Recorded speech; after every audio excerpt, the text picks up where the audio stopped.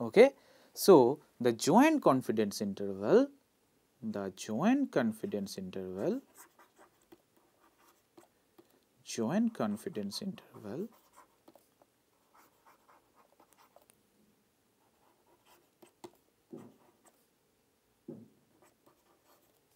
does not capture 0. So, income, so beta 1 and beta 2 hat are jointly significant.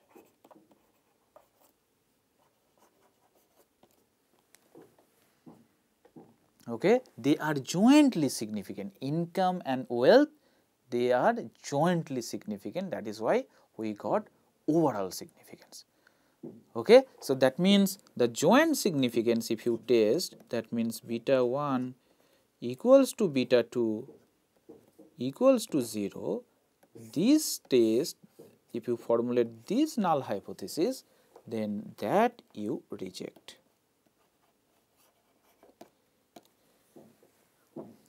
Okay, that you can reject by F test.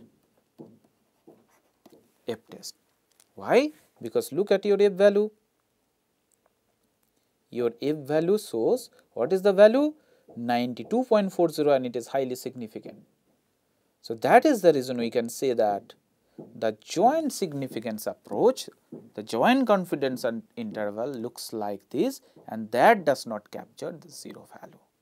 That is why we are now able to justify why it is not possible to get a one-to-one mapping from T to F.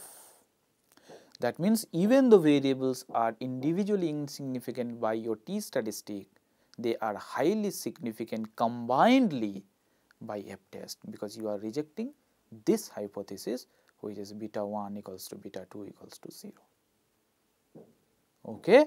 So, in presence of multicollinearity, instead of using individual T statistic for inference making, we should actually look at the overall significance of the model by F statistic. Okay, F statistic. And then when you go back to your data once again, suppose you are thinking that let me regress consumption on income alone. Now see, the variable which was insignificant earlier, it is now highly significant. It is now highly significant. Okay. Similarly, and what is the R square? The R square is 0.9621. Okay, 0.9621. And if you regress consumption on wealth,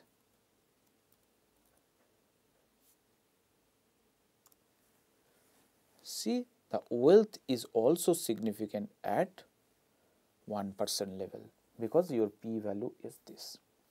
And what is the R square? 0.9567. 0.9567.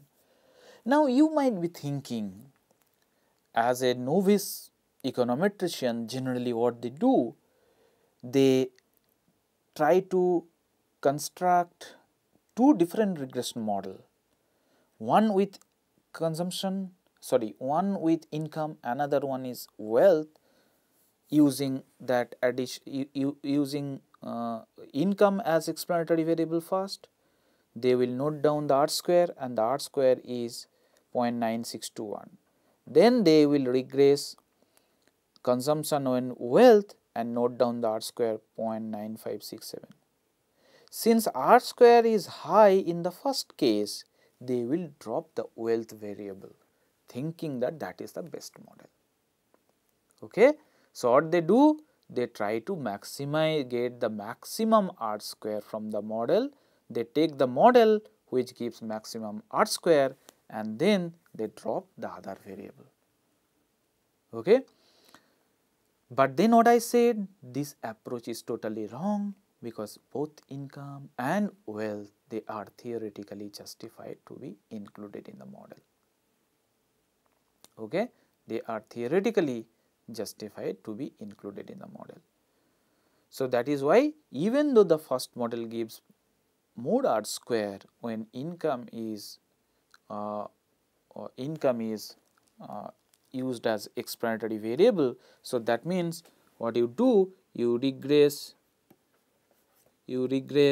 consumption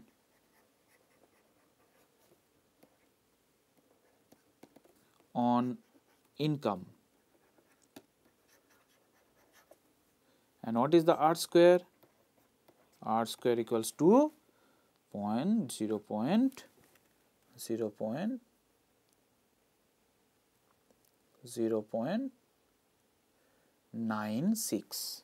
So 0.9621, and then you regress consumption on wealth. And what is your R square? R square equals to 0.95, 0.9561, 0.9561. Let us say this is R1, this is R2. So R1 square is greater than R2 square, and then you may end up with drawing this type of inference that drop wealth. But this approach is wrong. Why? Because both income and wealth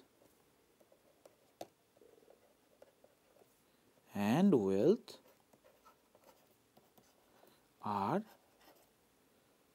theoretically justified to be included in the model.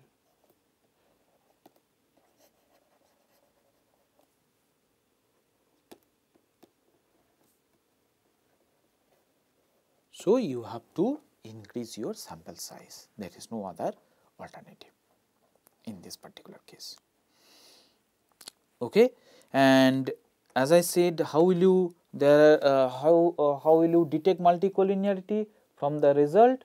What you can see that there is a high R square with if you regress this reg consumption and then income and wealth. So that means there is a high R square 96.9635, but all the variables are insignificant with unexpected sign, that itself gives you some kind of indication that your data is actually suffering from multicollinearity problem. After estimating the model, if you put VIF command, variance inflating factor, and what I said, that variance inflating factor, the rule of thumb says that if it is greater than 10, then that gives you a multicollinearity problem, that particular variable. Look at the VIF here, both income and wealth, the VIF is 482 VIF. So you can understand the severity of the multicollinearity here. While the rule of thumb says only greater than 10, here it is 482. Okay.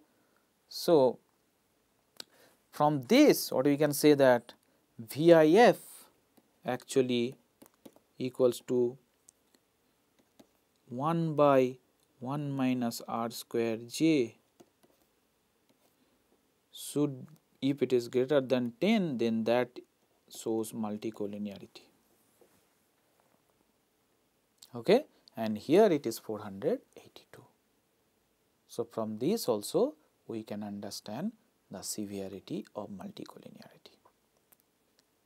Now, at the end, we will conclude our session by giving another example. Suppose in your income consumption example, we are interested to see, is there any non-linearity between income and consumption? That means it may so happen that as income grows, consumption will initially increase, but after that it may goes down. So, that means let us say that this is I would say that regression with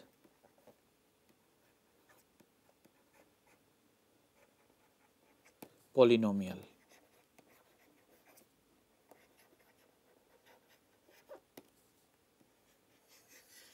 That means we are doing this type of regression. yi equals to alpha plus beta 1 x1 I plus beta 2 x2 I square plus beta 3 x3 I square, x3 I,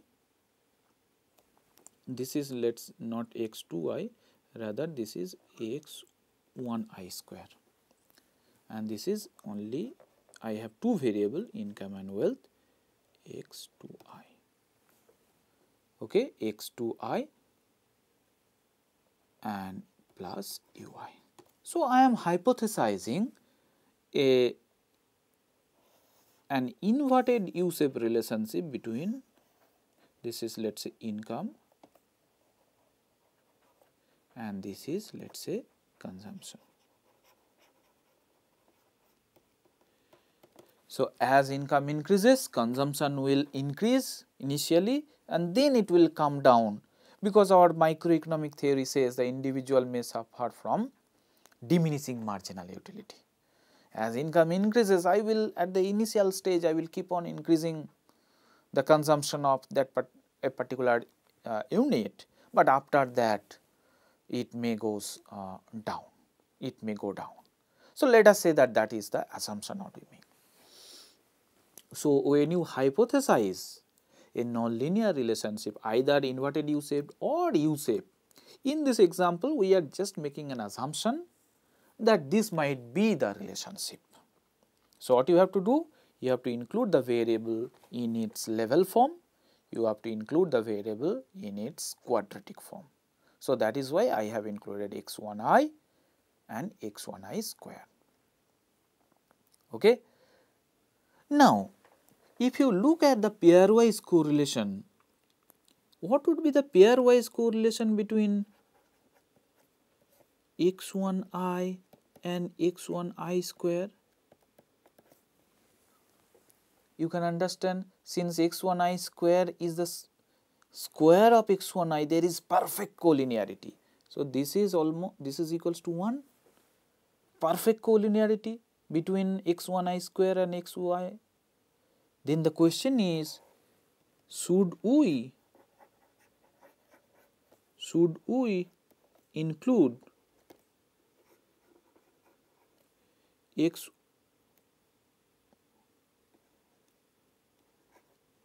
I square in the model?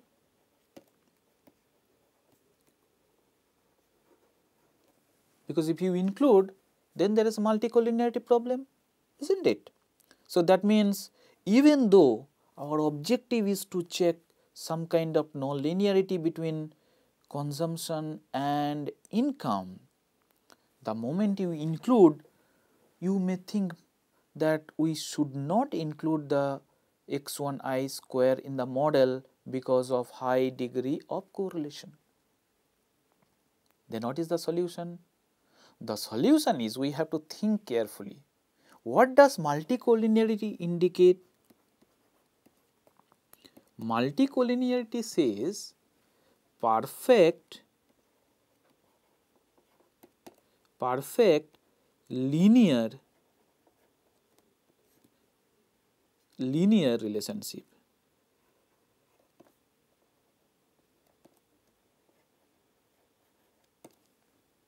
but it does not say that we should not have nonlinear relationship also. Here what we are having in this particular case, in this model, we are getting perfect nonlinear relationship,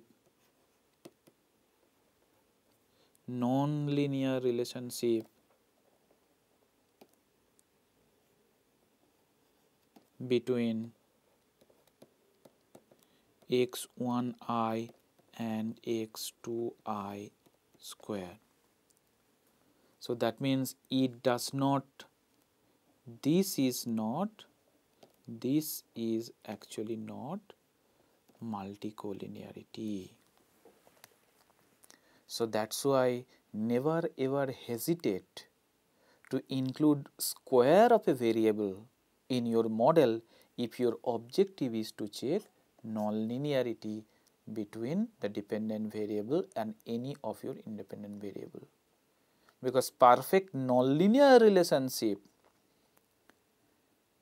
is not multicollinearity. Multicollinearity does not rule out the possibility of having this type of perfect nonlinear relationship, and that is why when you include this type of model, when you include the consumption income square in your model, then there is absolutely no problem in estimation. Okay, there is no problem in estimation because this is after all a nonlinear relationship. Rather, sometimes econometricians they say that if you include polynomial in your model, the severity of multicollinearity actually goes down. That is some suggestion. So, polynomials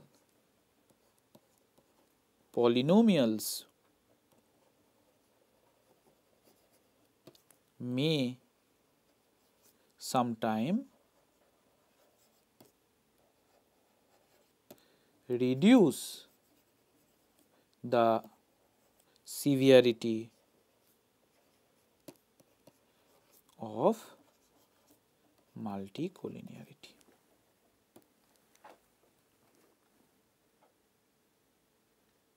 This is also another solution to multicollinearity.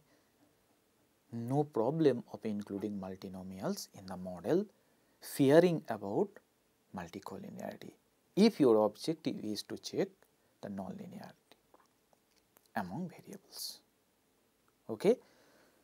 So, with this we are closing our discussion on multicollinearity. So, the data set what I have used for empirical demonstration is table 9.5 from your textbook Income and Consumption, Gujarati's textbook. So, basically what we have discussed, we discussed about what is multicollinearity. We said that this is a perfect linear relationship among variables, and then what are the consequences of multicollinearity? We said that even though unbiasedness and consistency property are still maintained in the presence of multicollinearity, the efficiency property, that means minimum variance property, is disturbed. And why this is so? Because multicollinearity generates a variance inflating factor. So, your variance get inflated, standard error get inflated, as a result of which t statistic defined as beta hat divided by standard error of beta hat gets inflated. When t statistics get inflated, then when standard error gets inflated, then t statistic goes down and variables, explanatory variables, appear to be artificially insignificant. So, we should not rely much on t statistic in presence of MC, because you get overall significance of the model by the F statistic. That is the consequence. Okay. And the detection also, high degree of high association, high value of R square with many insignificant variable, that is the classic symptom of multicollinearity also. by which you can detect the presence of this problem. And then we have also discussed about several remedial measures. We said that transformation of the variable by taking first difference or in ratio form as one solution, or you may increase the sample size because multicollinearity is a sampling problem. If you feel that you can increase the sample size, then you have to go for that. And lastly, we also talk about the importance of dropping the variable. Actually, when the variables are theoretically justified, we cannot drop any of the variables and include the other one depending on which particular variable gives you maximum R square. That approach is wrong when the variables are theoretically justified. So, what we need to do actually? We need to increase the sample size. And lastly, we talk about regression with polynomials. Okay? So, that means if your objective is to check nonlinearity among dependent and any of the independent variables, you must include the polynomial without fearing about multicollinearity problem, because multicollinearity does not say that perfect nonlinear relationship should not be there. It only says perfect linear relationship. Okay? It is not about nonlinear relationship. That is why we should include that, and that polynomials may sometime reduce the severity of multicollinearity.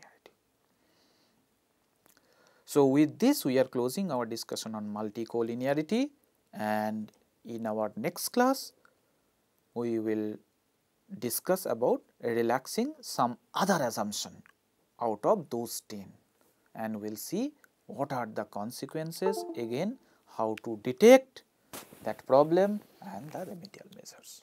That we will discuss in our next class. Thank you.